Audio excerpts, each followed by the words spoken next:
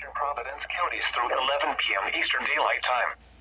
At 10:18 p.m. Eastern Daylight Time, Doppler radar was tracking a strong thunderstorm over Mendon, or near Milford, moving southeast at 20 miles per hour. Hazards include winds in excess of 40 miles per hour and penny-size hail. Strong winds could cause minor damage such as downed branches. Minor damage to outdoor objects is possible.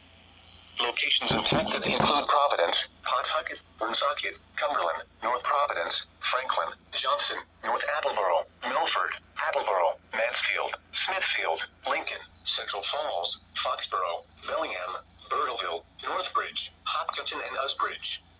Get indoors when you hear thunder. Do not resume outdoor activities until at least 30 minutes after the storm has passed. Here